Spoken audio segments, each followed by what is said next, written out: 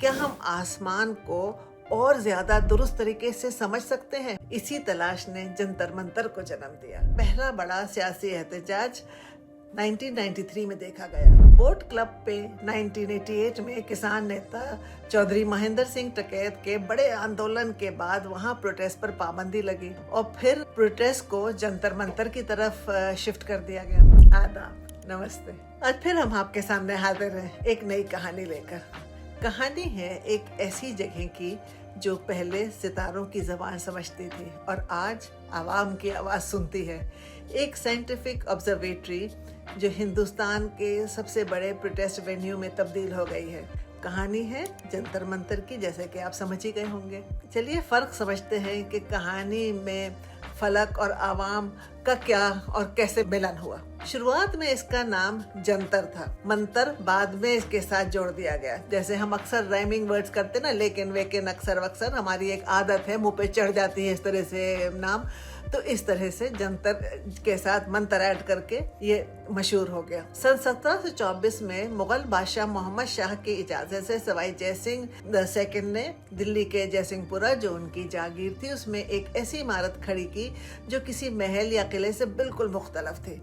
ये ताकत का नहीं, इल्म का ऐलान था। महाराजा जय सिंह को एस्ट्रोनॉमी का शौक नहीं बल्कि जुनून था। उन्होंने ऐसी और ऑब्जर्वेटरीज भी बनवाई हैं। उन्होंने अरबिक, पर्शियन, यूरोपियन किताबें मंगवाई, उनका मुताला किया, तर्जुमा करवाए और एक सवाल का जवाब ढूंढने निकले। क्या हम आसमान को और ज्यादा दुरुस्त तरीके से समझ सकते हैं, पढ़ सकते हैं? उलुग बेग की ऑब्जर्वेटरी समरकंद तक लोगों को भेजा। इसी तलाश ने जंतर मंतर को जन्म दिया। यहाँ पत्थर सिर्फ पत्थर नहीं थे, हर यंत्र, इंस्ट्रूमेंट एक जिंदा हिसाब था। सूरज का सफर, चांद की मंजिलें, सैयारों की गर्दिश और वक्त की रफ्तार, सब कुछ इन संगी आलातों यानी स्टोन इंस्ट्रूमेंट से नापने की कोशिश की गई। सबसे शानदार है सम्राट यंत्र, दुनिया के सबसे बड़े और कदीम स्टोन सनडायल्स में से एक। इसके साइज से वक्त का हिसाब लगाया जाता है। इसके अलावा जय प्रकाश यंत्र है, राम यंत्र है, शस्टम्स यंत्र है और मिश्रा यंत्र है। हिंदुस्तानी इंजीनियरिंग और फलकी इल्म यानी एस्ट्रोनॉमी की वो मिसालें हैं जो अपने दौर के से काफ़ी आगे थी।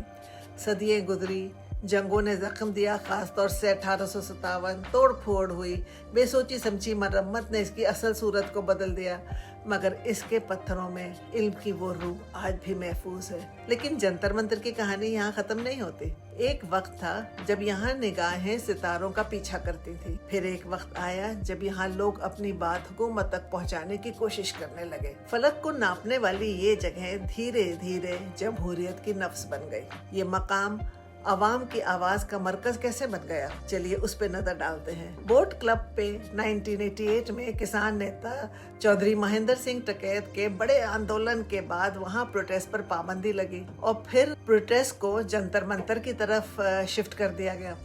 जंतर मंतर पर पहला बड़ा सियासी एहतजाज 1993 में देखा गया। उस वक्त दिल्ली यूनिवर्सिटी स्टूडेंट्स यूनियन के प्रेसिडेंट अशीत सूद ने मरकजी हुकूमत यानी कि सेंट्रल गवर्नमेंट के एक फैसले के खिलाफ यहीं से प्रोटेस्ट की क़यादत की।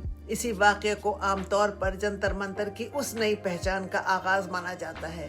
एक ऐसी जगह जो पहले सितारों का हिसाब रखती थी और अब लोगों की आवाज़ का मरकज बन गई है। यहाँ ये समझना ज़रूरी है कि प्रोटेस्ट क्या एक्चुअल ऑब्जर्वेटरी कॉम्प्लेक्स में होता है? जी नहीं, ये एक ASI प्रोटेक्टेड मॉन्यूमेंट है, यहाँ कुछ नहीं हो सकता। प्रोटेस्ट होता है इसके बगल से गुजरती हुई रोड जिसका नाम है जंतर मंतर रोड। वहीं पे एक लंबी स्ट्रेच है जहाँ पे प्रोटेस्ट का ठिकाना बन गया है। मॉन्यूमेंट अपनी जगह खड़ा रहा और उसके बगल की सड़क ने एक बिल्कुल नई पहचान, अलग पहचान हासिल कर ली, डिसेंट और डेमोक्रेटिक अभिव्यक्ति की जगह के तौर पर। यह मुल्क की धड़कन बन गया। यही अन्ना हजारे ने भ्रष्टाचार के खिलाफ अपना अनशन किया। यही 2012 में निर्भया केस के बाद पूरा मुल्क एक दर्द से साथ यहाँ से मट आया। 2017 में इस पर सख्त पाबंदियां लगाई गई, मगर 2018 में सुप्रीम कोर्ट ने वाजे कर दिया कि पूरी तरह एहतजाज पर पाबंदी जमहूरी यानी कि डेमोक्रेटिक रूह के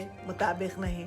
मुनज़्ज़म और कानूनी डेमोन्स्ट्रेशंस की गुंजाइश कायम है। हाँ, परमिशन लेनी पड़ती है, प्रायर परमिशन। यही फीमेल रेसलर्स ने अपनी मांगे उठाई, यही हाल में स्टूडेंट्स ने अपनी आवाज बुलंद की। ये सिर्फ एक मॉन्यूमेंट नहीं रहा। सोचिए, एक जगह जो कभी सितारों की हरकत नापती थी, आज वही जगह आवाम की बेचैनी, उनकी उम्मीद और उनकी आवाज को नापती है। शायद इसीलिए जंतर मंतर सिर्फ एक ऑब्जर्वेटरी नहीं रहा, ये हिंदुस्तान की बदलती हुई कहानी का एक जिंदा शाहिद है, विटनेस है। लाइक कीजिएगा, सब्सक्राइब कीजिएगा, शेयर कीजिएगा।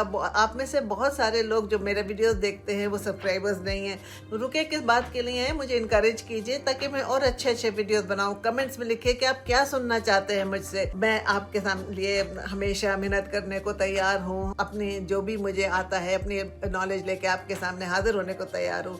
इंतजार मत कीजिए, सब्सक्राइब कीजिए, शेयर कीजिए, लाइक कीजिए और कमेंट्स लिखिए और बताइए मैं आपके लिए और कौन से वीडियोस बनाऊं।